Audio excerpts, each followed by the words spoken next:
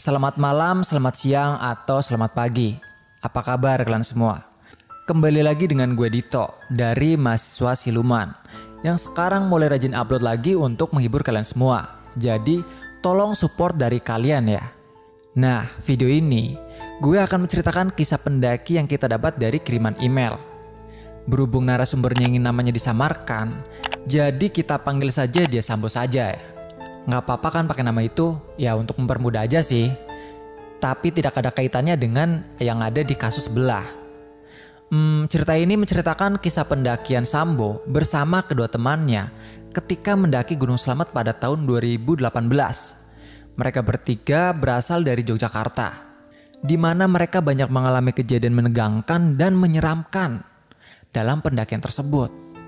Mulai dari teman yang jatuh saat ke puncak, sampai badannya lecet dan kakinya cedera. Lalu pas turun, mereka itu diganggu sama monyet-monyet gunung di sana dan diketawain oleh makhluk yang tidak tahu wujudnya seperti apa. Bahkan mereka berpapasan dengan pocong dan nenek misterius yang jam 12 malam ada di tengah hutan di gunung itu. Jadi tanpa berlama-lama, langsung saja ke ceritanya. Oh iya, dalam cerita ini untuk memudahkan, kita menggunakan POV dari sudut pandang pertama ya. Jadi, pasang earphone-mu, siapkan tempat dan posisi yang nyaman, dan selamat mendengarkan.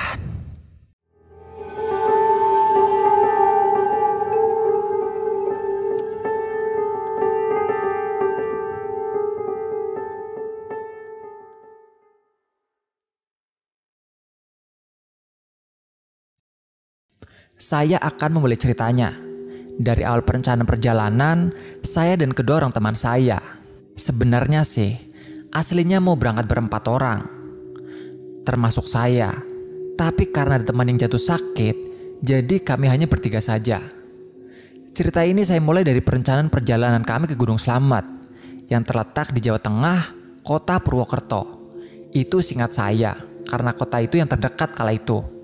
Bersama 3 orang temanlah saya menyusun rencana ini dari akhir Agustus 2018. Dan rencana pendakian itu kami laksanakan pertengahan bulan September. Kami memang merencanakan perjalanan dari jauh-jauh hari dikarenakan kurangnya motor yang akan kami gunakan, sehingga kami harus menghitung waktu dan menyewa motor.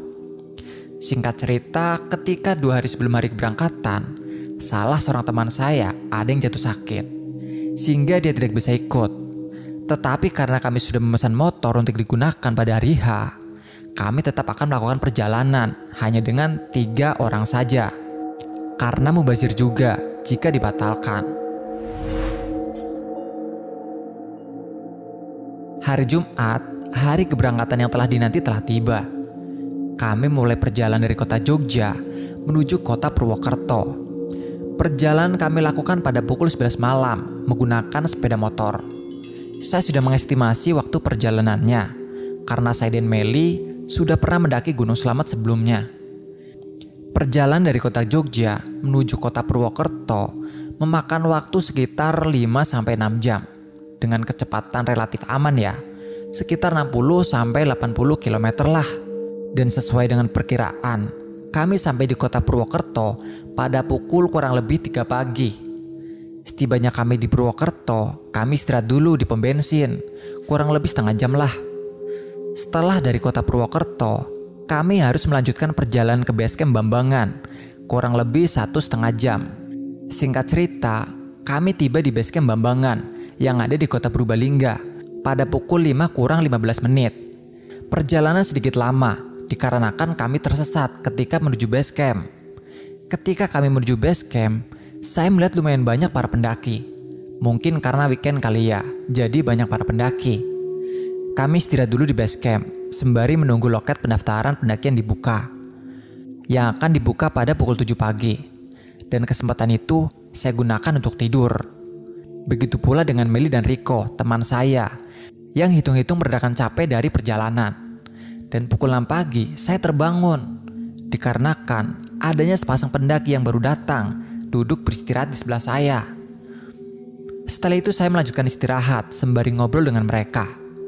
Sepasang pendaki ini kalau nggak salah itu berasal dari kota Bogor. Seingat saya waktu itu, Kami mengobrol hingga loket pendaftaran pendakian itu dibuka. Tak terasa, waktu terasa begitu cepat hingga loket pendaftaran dibuka. Mungkin karena kami asik mengobrol kali ya. Langsung saja saya melakukan registrasi. Setelah registrasi selesai dilakukan, saya pun membangunkan kedua teman saya dan mengajak mereka untuk siap-siap untuk memulai pendakian. Jam 8 pagi, kami pun berangkat bersama dengan sepasang pendaki tadi. Kondisi jalur pendakian cukup ramai pada saat itu. Estimasi perjalanan dari base camp hingga pos 3 memakan waktu cukup lama, 2 jam untuk setiap posnya. Sehingga apabila di total butuh waktu kurang lebih 6 jam. 2 jam untuk setiap pos adalah waktu sedikit lama dari normal menurut penjaga loket registrasi. Tetapi itu adalah waktu yang sangat normal dari yang dialami oleh para pendaki. Dalam perjalanan mendaki ini, ternyata fisik saya mengalami penurunan yang sangat drastis. Ketika sampai di pos 1 saja, saya sudah sangat kelelahan. Tetapi menurut saya ini wajar, karena memang sudah cukup lama saya tidak berolahraga. Dan cukup lama juga saya tidak mendaki. Saat itu akhirnya saya tertinggal di belakang bersama Riko, karena dia juga merasakan hal yang sama. Ini juga pertama kalinya Riko mendaki di daerah Jawa Tengah. Sebetulnya, dia sudah beberapa kali mendaki Gunung Semeru, tetapi sama halnya dengan saya. Dia juga mengakui dia sudah lama tidak mendaki gunung. Dan belakangan, tidak ada olahraga yang banyak dia lakukan. Meli akhirnya berangkat duluan bersama sepasang pendaki tadi dan mendahului kami. Singkat cerita, saya dan Riko tetap berjalan berdua meskipun pelan. Di tengah perjalanan di antara pos 2 menuju pos 3, Riko merasakan sakit pada kakinya. Dan akhirnya dia cerita bahwa lututnya memang pernah cedera. Cedera pada lututnya memang kadang-kadang bisa kambuh. Cuma sudah lama sekali tidak pernah kambuh. Bahkan dia lupa kapan terakhir kambuh. Kami beristirahat, kemudian kami melanjutkan lagi perjalanan kami. Dikarenakan banyak para pendaki juga yang sedang mendaki di sekitar kami. Lalu tibalah kami di pos 3 pada pukul 3:30 sore. Di pos 3 ini, ternyata Meli dan sepasang pendaki yang bersama kami tadi menunggu kami untuk berangkat bersama. Dikarenakan kami harus melewati pos 4 sebelum maghrib tiba. Karena itu saya pasrah dan bilang pada mereka bahwa saya akan tinggal saja di pos 3. Karena saya merasa sudah tidak sanggup lagi dengan perjalanan ini. Tetapi dengan adanya diskusi dan ada pendaki lain juga yang menyemangati saya untuk terus melanjutkan perjalanan, saya pun mengiyakan. Tetapi saya tidak bisa berangkat sekarang, saya bilang kepada mereka. Kemudian Meli membantu mengurangi beban dalam carrier yang saya bawa. Memang cukup berat waktu itu bagi saya. Kemudian pergilah sepasang pendaki itu bersama Meli, sembari membawa tenda yang awalnya ada di carrier saya. Mereka berangkat duluan agar ketika saya dan Riko sampai di pos 5, kami bisa langsung beristirahat sepenuhnya. Tetapi dikarenakan keadaan saya dan Riko, kami memutuskan untuk camp di pos 5 saja. Setelah istirahat cukup panjang di pos 3, saya dan Riko memulai kembali pendakian pada pukul 4 sore lewat, hampir 4:30. Di Gunung Selamat via jalur Bambangan ini, pos 4 memang cukup terkenal angker. Jadi sering diingatkan untuk melewati pos 4 sebelum maghrib. Perjalanan kami lakukan tidak begitu cepat, tetapi kami mengurangi waktu untuk istirahat di tengah perjalanan. Kami berusaha untuk melewati pos 4 sebelum maghrib tiba. Tapi apa daya, kami tiba di pos 4 ketika maghrib tiba. Sebetulnya tidak pas maghrib juga kita sampai di pos 4. Kami memang sebelum maghrib sudah tiba di pos 4. Cuma kami istirahat cukup lama di situ. Karena yang saya ingat dulu ketika saya naik sebelum ini, posisi pos 4 itu sekarang berbeda. Sehingga saya tidak menyadari bahwa kami beristirahat di pos 4. Memang ketika maghrib, suasana di pos 4 begitu hening dibandingkan pos-pos lain bagi saya. Mungkin waktu itu hanyalah sugesti bagi saya. Ketika maghrib selesai berkumandang, kami pun melanjutkan perjalanan dan mulai mengeluarkan headlamp. Ketika akan mulai berjalan lagi, kami dikagetkan dengan adanya 3 orang pendaki lain yang juga kebetulan baru melewati pos 4. Mereka bertanya kepada kami, di mana pos 4? Dan kemudian saya bilang, kita sekarang berada di pos 4. Kami pun terus berpamitan kepada mereka untuk melanjutkan perjalanan. Sedangkan mereka beristirahat di sana sembari menunggu kedua temannya, kata mereka.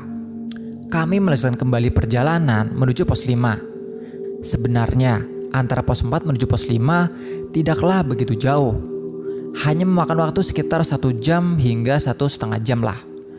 Kami pun akhirnya sampai di pos 5 sekitar kurang lebih jam 7 malam. Kami juga langsung menemukan teman kami yang lain. Setelah bertemu, ternyata mereka belum selesai memasang tenda. Dan kami pun langsung bantu mereka. Setelah tenda berdiri, kami semua pun langsung makan malam sembari bercerita dan beristirahat. Ternyata antara saya dan mereka waktu sampai di pos 5 tidaklah begitu jauh, hanya sekitar 20 menitan. Mereka bercerita, mereka banyak beristirahat di tengah jalan, dan ketika sampai di pos 5, mereka harus mencari tempat untuk mendirikan tenda.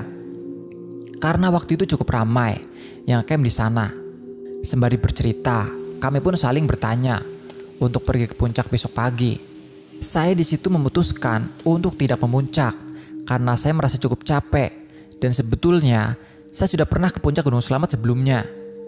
Teman saya yang lain masih bimbang dengan memuncak besok karena Riko merasakan sakit pada lututnya dan Meli merasa tidak begitu yakin mau ke puncak. Tetapi sepasang pendaki ini bilang mereka mau ke puncak karena ini adalah pertama kali buat si laki-laki mendaki Gunung Slamet. Setelah berbincang lama, kami pun istirahat untuk tidur. Pukul 3 pagi, saya terbangun dikarenakan banyak suara para pendaki yang mau ke puncak. Kemudian saya membangunkan teman-teman saya di sini untuk menanyakan mereka mau muncak atau enggak. Akhirnya setelah saya tanya satu persatu, yang ingin muncak hanyalah Riko. Padahal Riko kan lututnya cedera dan Meli masih merasakan capek. Sedangkan sepasang pendaki yang bersama saya itu juga mengurungkan niatnya karena si perempuan mengalami gejala-gejala hipo. Memang kalau Gunung Slamet walaupun baru pos 5 itu hawanya dingin banget. Bagi kalian yang pernah ke sana pasti tahulah rasanya seperti apa. Meskipun begitu, Riko tetap berangkat memuncak. Saya membantu Riko mencari kelompok lain yang ingin memuncak, sehingga dia tidak pergi ke puncak sendirian. Setelah ketemu, pergilah Riko bersama kelompok yang ingin ke puncak. Saya pun melanjutkan tidur saya setelah itu. Pada pukul 7 pagi, saya terbangun, dan badan saya sudah tidak letih dan capek seperti kemarin. Saya pun melihat sekeliling pos 5, dan ternyata memang sangat ramai sekali pendakian saat itu, dengan adanya banyak tenda di pos 5. Saat kembali, saya pun langsung menyiapkan air panas dan membuat energen, serta mengeluarkan beberapa snack untuk mengejal perut. Saya membangunkan Meli untuk bergabung bersama saya. Kemudian kami menikmati sunyinya gunung, sembari berbincang-bincang kecil.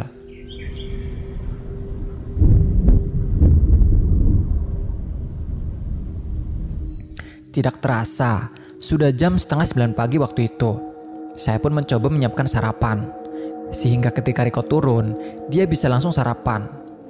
Setelah siap sekitar jam 9, saya langsung sarapan dahulu bersama Meli dan juga bersama sepasang pendaki yang bersama kami. Kami makan cukup perlahan sembari menunggu Riko. Tetapi dia tak kunjung datang sampai ke tenda. Tepat pukul 10 tiba, akhirnya Riko sampai dan bercerita kalau dia terpeleset jatuh ketika turun dari puncak. Ya, saya juga memang melihat beberapa luka lecet yang terdapat pada kulitnya dan juga bajunya yang kotor terkena debu. Kami pun langsung menyuruhnya untuk beristirahat sembari sarapan. Setelah selesai sarapan, Meli membantu membersihkan dan mengobati luka lecet yang terdapat pada tubuh Riko. Kemudian Riko beristirahat hingga ketiduran. Kami pun yang lain akhirnya juga menikmati lagi heningnya Gunung Slamet sembari tiduran. Dan pada pukul jam 12 siang, banyak para pendaki yang berpamitan untuk turun. Saya kemudian merasa harus siap-siap dan merapikan sedikit barang untuk turun. Tetapi sepasang pendaki ini bilang kepada kami bahwa mereka mungkin akan turun duluan karena mereka juga harus mengejar bus besok pagi. Dan mungkin cuma ada satu bus travel yang akan turun malam ini dari base camp menuju Purwokerto. Saya dan Meli pun mengiyakan pasangan ini karena kami merasa tidak enak membangunkan Riko yang tertidur pulas. Kami pun hanya menunggu dan memaklumi. Ketika jam 1 siang, Sepasang pendaki ini pun berpamitan kepada kami untuk memulai perjalanannya turun. Saya pun langsung membangunkan Riko. Setelah berpamitan, sepasang pendaki ini langsung meninggalkan kami. Dan dari sinilah cerita horornya dimulai. Jadi tonton sampai habis agar kamu juga merasakan apa yang saya rasakan. Setelah mereka mulai meninggalkan kami pun mulai berdiskusi kapan untuk turun. Pada saat itu saya menyarankan untuk segera turun karena saya mempertimbangkan sewa motor yang ketika itu besok harus sudah dikembalikan. Kemudian saya juga mempertimbangkan jika turun saat itu masih ada teman barengan pendaki lain yang sedang turun. Tetapi teman saya Meli waktu itu lebih berpikir untuk memberikan Riko waktu kembali untuk istirahat karena memikirkan cedera pada lututnya dan menyarankan untuk turun besok pagi saja. Ya walaupun waktu itu Riko juga cuma memikirkan motor yang kami sewa untuk dikembalikan besok ketimbang lututnya. Sebenarnya ketika Meli berkata seperti itu, saya juga membenarkan apa kata Meli dan berpikir denda motor masih bisa dibayar dibandingkan dengan kesehatan Riko. Cuma ada satu hal yang bikin saya lebih ngotot untuk tetap pulang turun saat itu juga, yaitu persediaan makanan kami sudah habis. Kami memang menyiapkan logistik seadanya saja untuk 2 hari di gunung. Selain itu di Slamet via Bambangan, setiap pos kan memiliki warung. Jadi kami tidak begitu khawatir tentang makanan sebelumnya.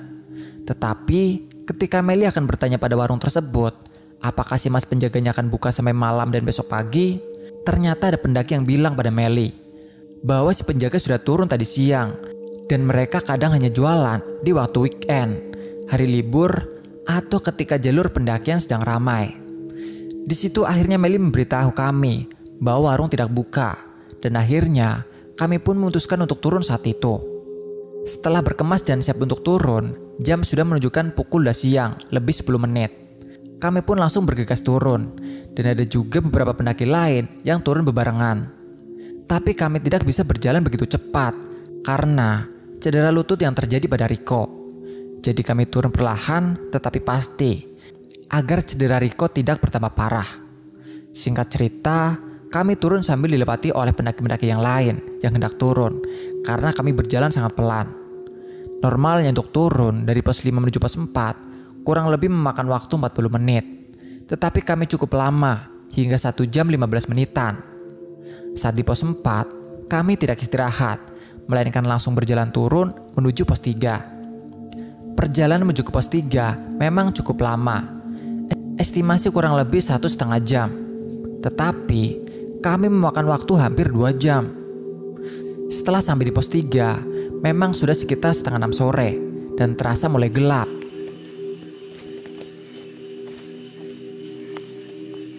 Ketika di pos 3, kami pun beristirahat sembari memakan gorengan di warung yang terdapat di pos 3. Sembari istirahat, saya pun tanya kepada ibu pemilik warung tersebut, berapa lama sih waktu yang diperlukan untuk turun normalnya? Si ibu sendiri tersebut bilang, normalnya pendaki mungkin 4-5 jam. Tetapi kalau mereka yang sudah biasa seperti ibu, mereka cuma perlu waktu 3-4 jam. Dan itu pun sudah sampai rumah. Kemudian kami menceritakan masalah kami kepada ibu pemilik warung. Dan ibu ini memberi solusi kepada kami. Dan mereka menganjurkan untuk ngecamp 1 malam lagi di pos 3. Dan ada 2 kelompok pendaki juga yang mau turun tetapi memilih untuk nenda, tidak mengambil resiko turun malam.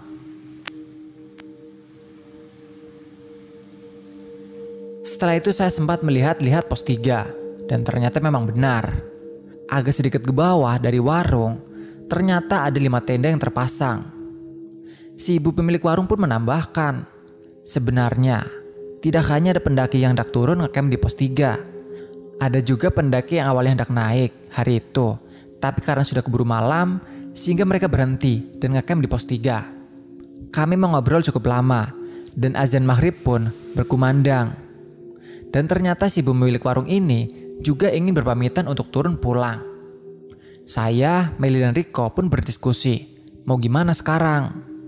Melanjutkan perjalanan atau berhenti untuk ngecamp di pos 3? Setelah berdiskusi, kami pun berpikiran cukup menanggung jika tidak turun.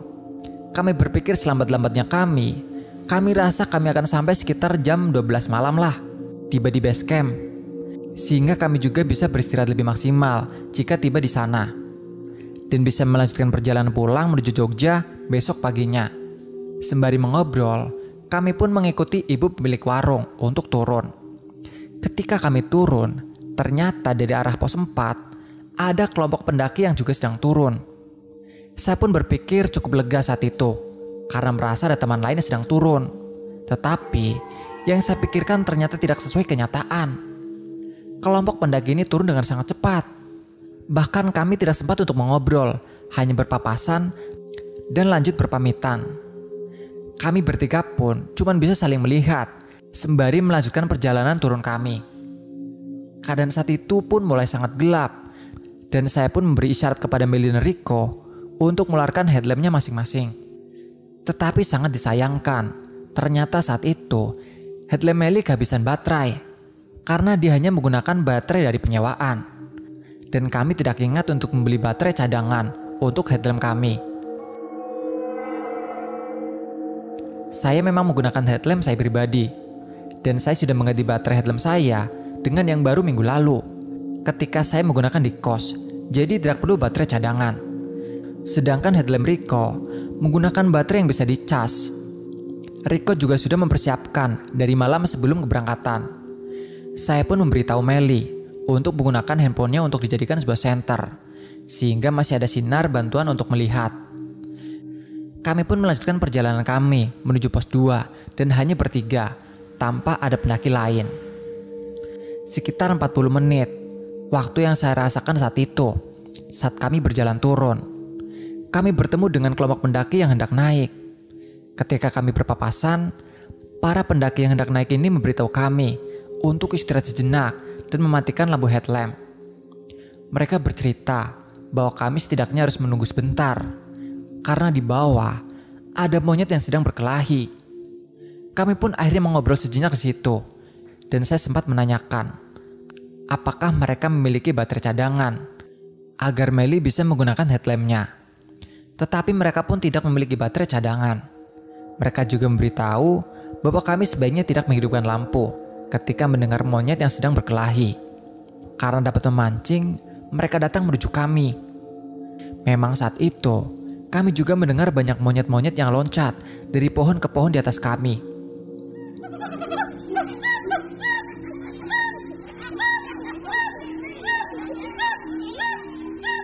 Setelah cukup lama kami menunggu, kami pun melanjutkan perjalanan kami masing-masing. Waktu saat itu menunjukkan pukul 7:30 malam. Kami pun berpamitan dengan kelompok pendaki ini yang hendak naik tersebut. Perjalanan turun kami pun dimulai kembali. Ketika turun cukup lama, kami mendengar kembali suara monyet-monyet yang sedang berkelahi. Kami pun inisiatif untuk berhenti dan kembali mematikan lampu headlamp yang kami gunakan. Mungkin menunggu sekitar 20 menitan, lalu suara monyet-monyet itu mulai hilang dan kami melanjutkan perjalanan kami. Tidak lama dari saat itu, hanya sekitar 5 menitan mungkin, Melly tiba-tiba jatuh. Saya langsung merespon untuk menolongnya dan Rico menyusulnya di belakang. Ketika saya menolong Melly, ada suara yang kami dengar bersama-sama. Suara itu seperti suara ketawa seseorang.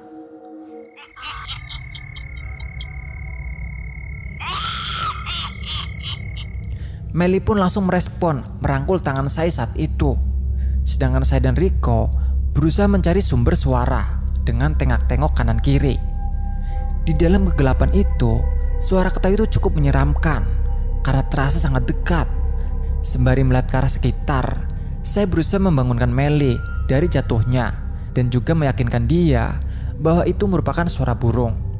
Ketika itu juga, tiba-tiba terdengar ada sesuatu yang meloncat-loncat di atas kami dari pohon ke pohon dan juga suara tawa itu.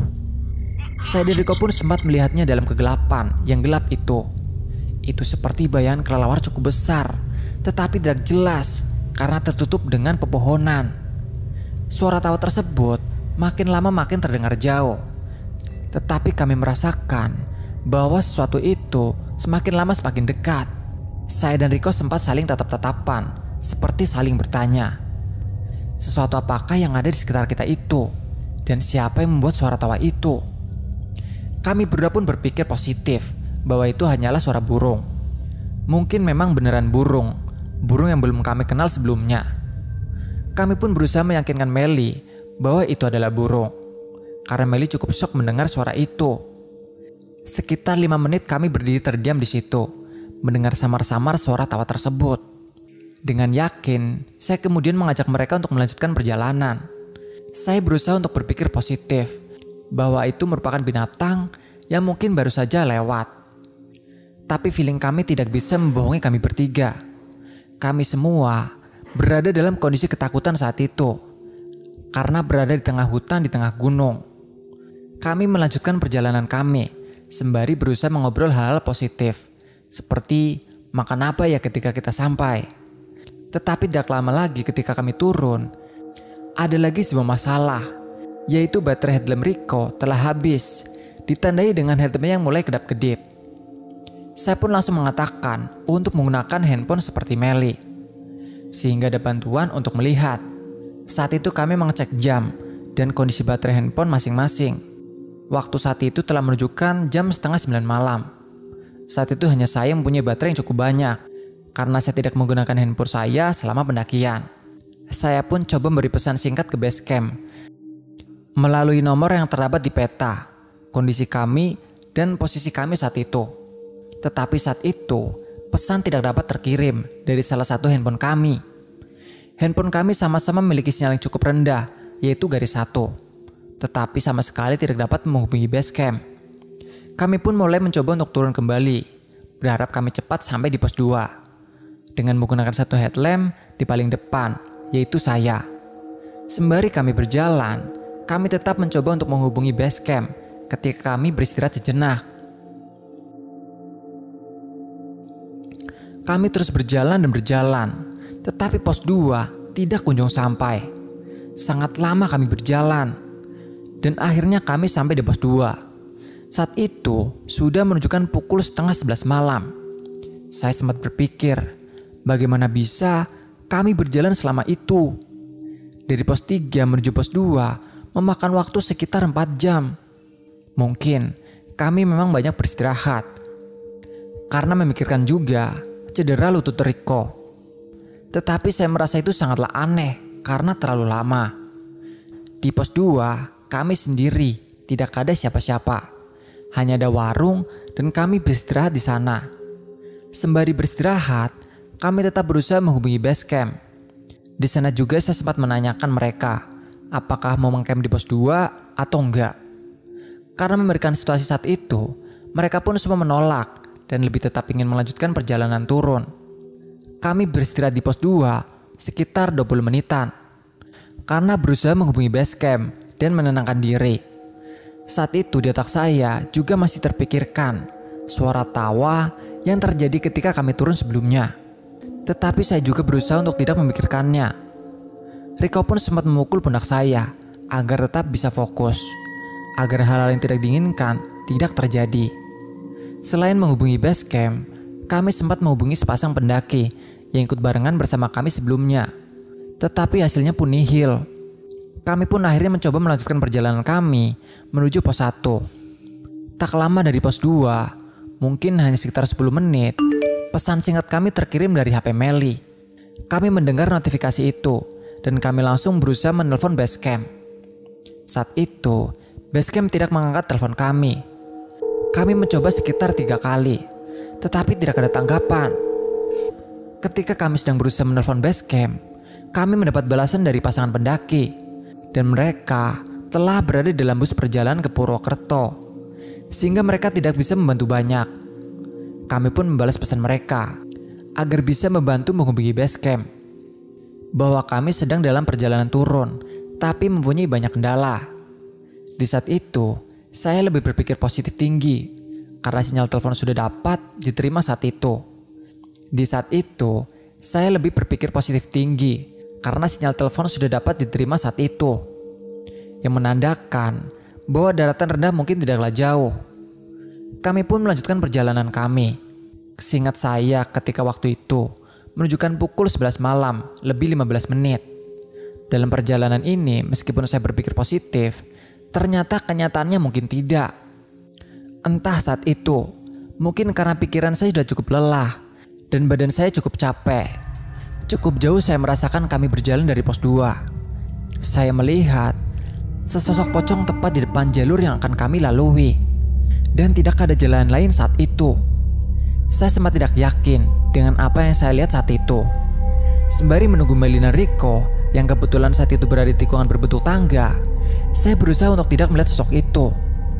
Saya berusaha untuk berpikir positif kalau itu bukanlah sosok seperti yang saya pikirkan.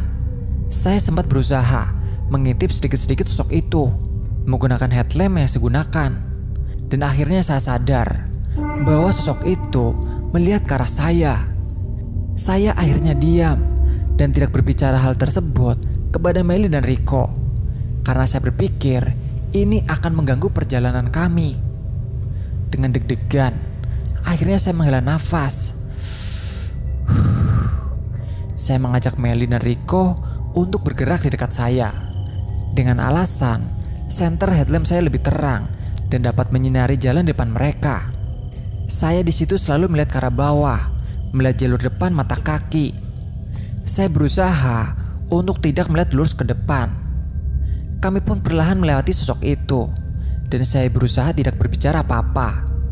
Setelah saya merasa cukup jauh dari sosok itu, saya pun membuang nafas dengan cukup lega. Karena kami masih bersama bertiga dan tidak terjadi apa-apa. Dan perjalanan tetap kami lanjutkan. Tetapi hal tersebut tidak berhenti di situ saja. Ketika saya melanjutkan perjalanan lagi, saya melihat seorang nenek-nenek di tengah jalur persis seperti sosok tadi. Tapi saya cepat sadar, buat apa ada nenek-nenek di tengah gunung di tengah malam hari? Saya pun langsung mengerti bahwa ini bukanlah orang, melainkan sesuatu yang lain. Dengan cara yang sama, saya mengajak Melly dan Rico untuk mendekati saya saat itu. Dan kami pun melewati sosok seperti itu lagi. Ketika kami melewati sosok itu, saya memang sempat melihat sedikit ke kiri, mengarah ke kaki sosok itu.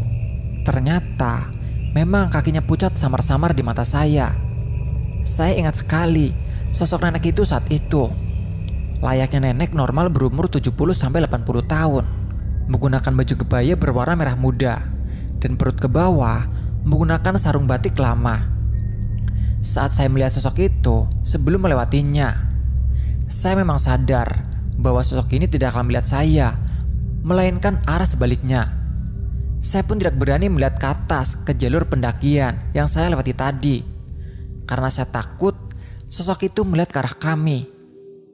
Setelah kami berjalan cukup lama dari saat itu, tiba-tiba HP Melly berbunyi, dan bunyi telepon tersebut berasal dari base camp. Kami pun mengangkat telepon tersebut, dan akhirnya base camp merespon panggilan kami. Kami pun kemudian menceritakan kondisi kami dan posisi kami. Basecamp pun akhirnya mengutus 2 orang tukang ojek untuk naik menuju pos 1 menjemput kami.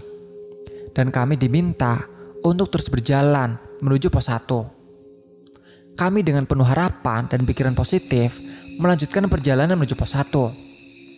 Jalan cukup lama. Kami bertiga jalan lalu disadarkan oleh 2 pohon cukup besar berbentuk seperti gerbang atau portal. Dan kami harus melewati di antaranya. Ketika melewati pohon itu, kami sempat bilang, kenapa kami tidak sampai-sampai di pos 1 ya? Melly dan Rico sudah mengucapkannya itu secara langsung. Tetapi saya tidak mengucapkannya dan hanya di pikiran saja. Saya pun bilang kepada mereka, tolong berpikir positif. Telepon tadi sudah merupakan harapan kami, meskipun itu jauh ataupun tidak jelas di mana letaknya. Kami pun mulai banyak mengobrol lagi tentang hal-hal positif dengan mengatakan pingin makan bakso. Lama kami berjalan, kami pun mendengar suara orang berteriak memanggil dari arah bawah. Saya belum yakin pada awalnya dan mencoba mendengar sekali lagi. Dan ternyata benar, ada orang yang memanggil salah satu dari nama kami. Saya pun langsung teriak membalas, dan dari arah bawah saya melihat adanya cahaya senter yang terlihat dari semak-semak.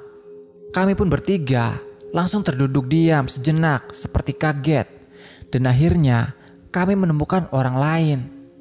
Saat itu saya sempat meneteskan air mata karena saya mengetahui bahwa perjalanan berat kami telah berakhir. 2 orang ojek yang duduk base camp pun menjemput kami di tempat kami terduduk. Dan kami mulai turun menuju pos 1 yang tidak jauh dari posisi itu. Saat itu saya langsung bilang untuk lebih menolong Rico dan Meli karena kondisi mereka lebih parah. Dan saya jalan turun menuju pos 1 sendiri. Di pos 1 akhirnya kami beristirahat kembali cukup lama dan benar-benar melepaskan rasa ketakutan kami. Saat itu sudah menunjukkan jam 1 lewat, di mana kami mendapatkan cerita bahwa sebenarnya tukang ojek ini sudah menunggu cukup lama di pos 1.